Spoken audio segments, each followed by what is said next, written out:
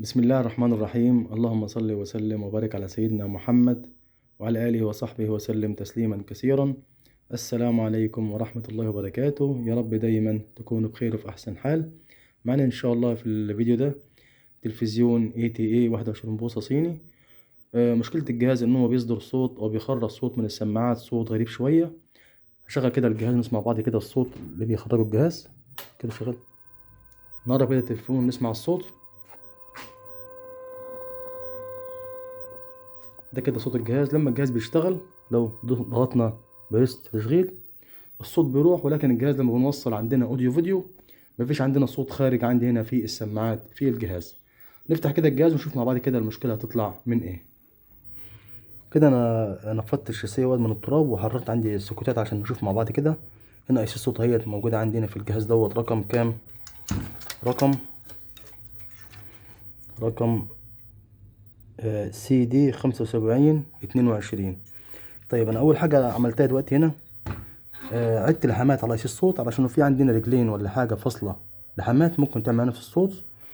تاني حاجة عملتها لمست عندنا ايدي على قصيص الصوت والكهرباء واصلة، ما اداش معايا اي زنة في السماعات، فمعنى كده قصيص الصوت احتمال يكون بايظ. كده انا وصلت عندي هنا السوكتات، السوكت بتاع 220 والسوكتين بتاع السماعات بتاع الجهاز، ووصل الكهرباء تاني عندنا بتاع الجهاز. نفس الصوت طبعا موجود اهوت. كده يعتبر الجهاز في وضع ستاند باي. لما نقيس عندنا التغذية على تغذية ايسي الصوت هنلاقيها كام؟ ارض البرد اهوت. ودي كده تغذية ايسي الصوت اخر سيليكون اهوت. كام التغذية عندي؟ كام يعتبر 6 فولت. التغذية عندي هنا كام؟ يعتبر 6 فولت. لما اشغل عندي هنا وضع تشغيل ادي امر تشغيل، كده الجهاز يعتبر اشتغل اهوت. كده الفولت بقى كام؟ بقى 10 فولت. وصل لايسي الصوت اهوت. لاحظت دلوقتي حاجة هنا دلوقتي هنا وانا حطيت على ايسي الصوت، ايسي الصوت سخن. طبعا المفروض ما يسخنش كده بسرعة كده، لان عندي هنا مفيش حمل صوت وانا مش مشغل اي حاجه، مش مدي مصدر صوت يسخن معايا الاي سي. فبالتالي كده الاي سي يعتبر كده فيها مشكله، التغذيه واصله لها، ولما الجهاز في وضع ستاند باي بيعمل صوت والجهاز في وضع تشغيل مفيش عندي صوت من اوديو. دي كده التغذيه على الاي سي نفسها هي ارض اهوت، وكده طرف الموجب اهوت على الاي سي نفسه يعتبر 9.5 فولت. كده اصبح عندنا يعتبر بنسبه 90% اساسته يعتبر هي ايه اللي بايظه، لان الاي سي مش بتسخنش كده بسرعه وهي شغاله. الاي سي سخنت طبعا جدا جدا، يعتبر كده الاي سي فيها مشكله. هبتدي افك عندي السوكتات بتاعه الصوت وسوكت التغذيه 220، ونبص مع بعض كده على الاي سي.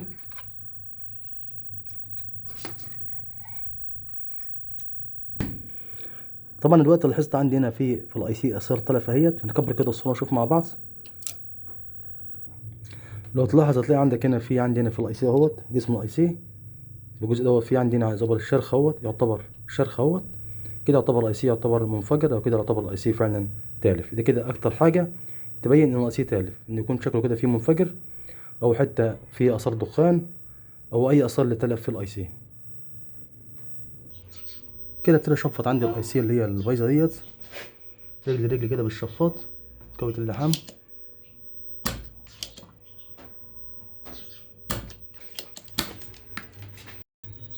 طبعا عندي هنا في دريل اهوت في البوردة نفسها اللي هو اول رجل على الشمال رقم 1، وعندنا في الاي سي نفسه في علامة اهيت.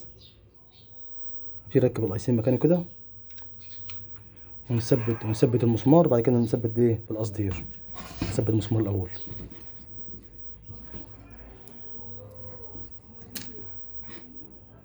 كده ثبت عندي الاي سي اهيت. هبتدي بقى انقلب الشاسيه او نعدل الشاسيه ونثبت الاي سي بالقصدير من تحت.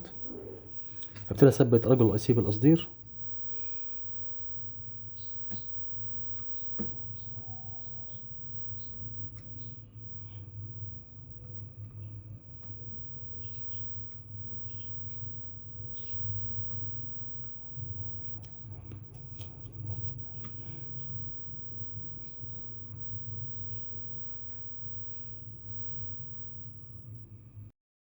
بعد ما اتاكدت ان اللحامات كلها تمام اهيت، هبتدي بقى انعد الشاسيه تاني من زي ما كان، وابتدي اوصل عندي كل السوكتات، وهوصل عندي هنا مصدر صوت وصوره، ونشوف مع بعض ان شاء الله بعد ما اوصل صوت او نسمع مع بعض صوت الجهاز. هوصل عندي كل السوكيتات ونشوف مع بعض.